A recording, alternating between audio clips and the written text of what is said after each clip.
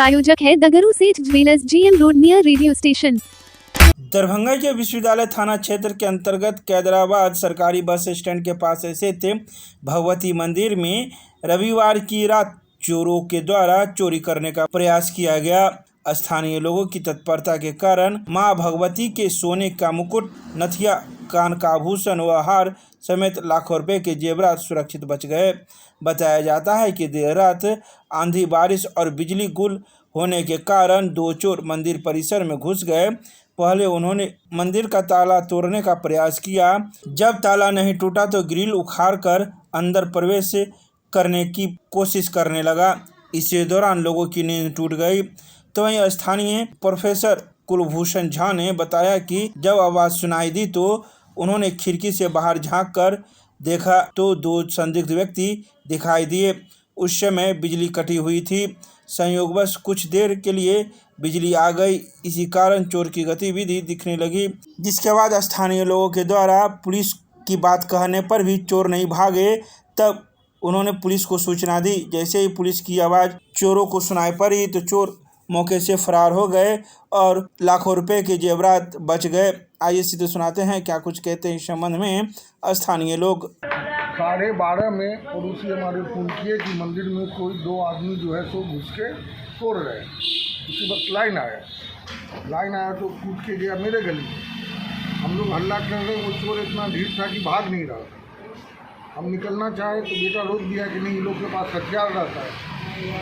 तो हम फिर पुलिस को फ़ोन किए, यहाँ कहीं फ़ोन लग ही नहीं रहा था। यूनिवर्सिटी थाना या 112 में, तो फिर लहरियासराय किसी थाना में या कहीं हमारे बेटा ने फ़ोन किया। फिर वो लोग उसको भेजे, तब वो हमारे कैंपस से भाग के गए। कितने बजे की घटना है? ये हम लोगों को लगभग 12:50 के आसपास पता चला, जिससे 12:50 या 55 के आसपास, जिस समय लाइन आई। और क्योंकि बिजली इतनी कड़क रही थी, उस समय अगर खटखट हो रहा होगा तो हम लोग किसी को पता नहीं चलेगा।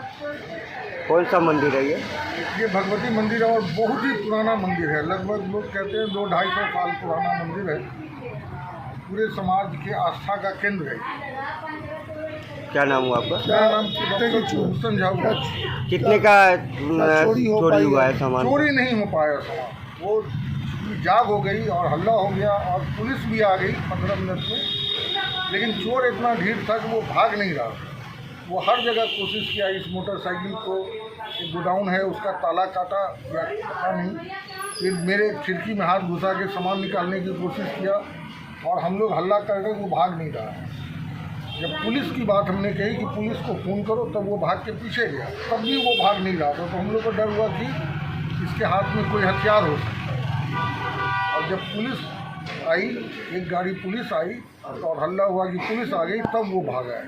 क्या कितना उम्र होगा, क्या हो सकता? उम्र कि अंधेरा भी था तो उम्र 25 के आसपास होना चाहिए। सफ़ेद रंग का शर्ट पहने हुआ। हम लोग चूँकि डर भी गए थे, जब दिमाग में ये आया कि हथियार हो सकता है और खिड़की खुली हुई थी, हम लोग जल्दी अपनी खिड़की बंद किए। पहले जब पुलिस आई है तब हम लोग बाहर निकले हैं। फिर मंदिर के किस तरह का दिख रहा था, कुछ इस तरह नहीं, इतना हम लोग नहीं देख पाए क्योंकि माहौल इतना तनावपूर्ण हो गया जो इतना हम लोग गौर नहीं किया। दरभंगा में हुई बारिश की वजह से सीएम साइंस कॉलेज हुआ फिर से जलमग्न। पीजी एवं यूजी की परीक्षा दे रहे परीक्षार्थियों को झेलनी पड़ी भारी परेशानी। एक बार फिर हुई कुछ घंटों की बारिश ने मंगलवार को दरभंगा नगर निगम के सफाई अभियान की पोल खोल कर रख दी है। इस बारिश ने कुछ घंटों में ही ऐसा कहर बरपाया कि न सिर्फ शहर के विभिन्न इलाके जलमग्न हो गए, बल्कि स्वयं दरभंगा नगर निगम कार्यालय और इससे सटा सीएम साइंस कॉलेज एक बार फिर इसमें तैरता नजर आया। और नगर निगम के दावों को इस बेमौसमी बरसात ने कुछ घंटों में ही धो डाला। सीएम साइंस कॉलेज की हुई इस बदतर स्थिति में छात्राओं एवं शिक्षकों को भारी परेशानियों का सामना करना पड़ा। यहाँ अभी पीजी द्वितीय सेमेस्टर की सैद्धांतिक एवं यूजी 5वें सेमेस्टर की प्रायोगिक परीक्षा चल रही है, जिसमें मंगलवार को परीक्षा कार्य में लगे शिक्षकों एवं कॉलेज के छात्र छात्राओं सहित परीक्षार्थियों को भारी कठिनाइयों का सामना करना पड़ा। मंगलवार की दोपहर हुई बारिश से परिसर में घुटने भर पानी जमा हो गया और इसे महाविद्यालय प्रशासन की चिंता की लकीरें काफी बढ़ा दी।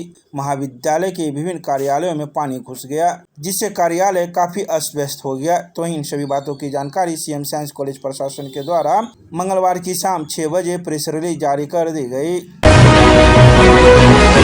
संस्कृत विश्वविद्यालय के कुलपति कार्यालय में पंचांग का हुआ विमोचन। 30 जुलाई से आएगा कार्य में इस बार ज्यादा दिनों तक बजेगी शहनाई। मंगलवार को उत्सवी माहौल में संस्कृत विश्वविद्यालय के कुलपति प्रोफेसर लक्ष्मीनिवास पांडे की अध्यक्षता में विश्वविद्यालय पंचांग वर्ष 2026-27 का विमोचन कर दिया गया। मौके पर कई विद्वान भी मौजूद थे। अपने कार्यालय कक्ष में आयोजित विमोचन कार्यक्रम को संबोधित करते हुए कुलपति ने कहा कि यह पंचांग सिर्फ मुहूर्त व शुभ दिन देखने के लिए नहीं, बल्कि यह विश्वविद्यालय की स्मिता व पहचान है। यहाँ के विद्वान विशेषज्ञ द्वारा कठिन मेहनत कर इसे तैयार किया गया है। ये सभी धन्यवाद के पात्र है। तो वहीं शोध और प्रकाशन प्रभारी प्रोफेसर दिलीप कुमार झा ने कहा कि विश्वविद्यालय पंचांग के जनक महरूम कुलपति प्रोफेसर रामाकरण शर्मा थे।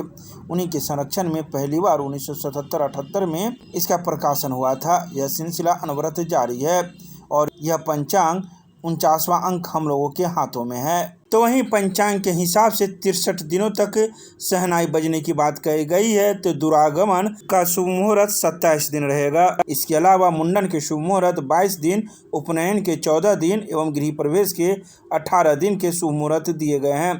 तो गृहारंभ 19 दिन के लिए बताए गए हैं। इसके अलावा कई जानकारी इस पंचांग में दी गई है। तो इन सभी बातों की जानकारी संस्कृत विश्वविद्यालय प्रशासन के द्वारा मंगलवार की शाम 5:30 बजे प्रेस रिलीज जारी कर दी गई। 3 दिवसीय 54वां मिथिला विभूति पर्व समारोह को लेकर बैठक हुई आयोजित। समारोह के आयोजन को लेकर विभिन्न समितियां गठित। बैठक में लिए गए कई महत्वपूर्ण निर्णय। 3 दिवसीय 54वां मिथिला विभूति पर्व समारोह को लेकर विद्यापति सेवा संस्थान हराई तालाब के पास एक बैठक आयोजित की गई।